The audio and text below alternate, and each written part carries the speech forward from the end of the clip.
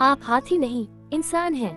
आज कहानी महल चैनल पर मैं कहानियों के गांव से एक ब्रांड न्यू कहानी आपके लिए लाई हूँ। कहानी सुनकर और देखकर आपका जीवन न बदल जाए तो कहना। बस एक काम करना, 10,000 लाइक कर देना। मैं समझूंगी मेरी मेहनत सफल हो गई। तो कहानी कुछ ऐसी है कि एक आदमी ने सड़क के किनारे बंधे हाथियों को देखा और अचानक रुक गया। उसने देखा कि हाथियों के अगले पैर में एक रस्सी बंधी हुई है। उसे इस बात का बड़ा अचरज हुआ कि हाथी जैसे विशालकाय जीव लोहे की जंजीरों की जगह बस एक छोटी सी रस्सी से बंधे हुए हैं। ये स्पष्ट था कि हाथी जब चाहते तब अपने बंधन तोड़कर कहीं भी जा सकते थे, पर किस वजह से वो ऐसा नहीं कर रहे थे। वो विचार करने लगा। जब उसके समझ में नहीं आया तो उसने पास खड़े महावत से जाकर पूछा कि भाई ये बताओ, ये हाथी किस प्रकार इतनी शांति से खड़े हैं और भागने का प्रयास भी नहीं कर रहे हैं।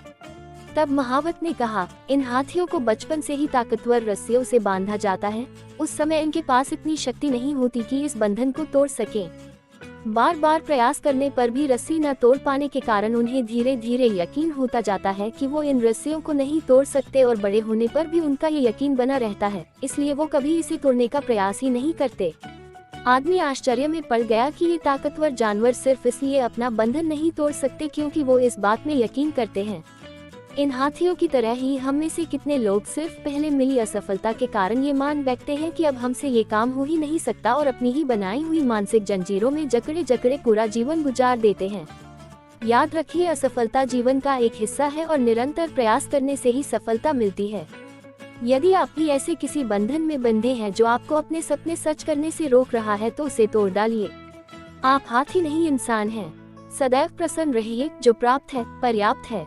जिसका मन मस्त है उसके पास समस्त है। चैनल आपने सब्सक्राइब कर लिया होगा तो फिर नई कहानी के साथ मिलूंगी।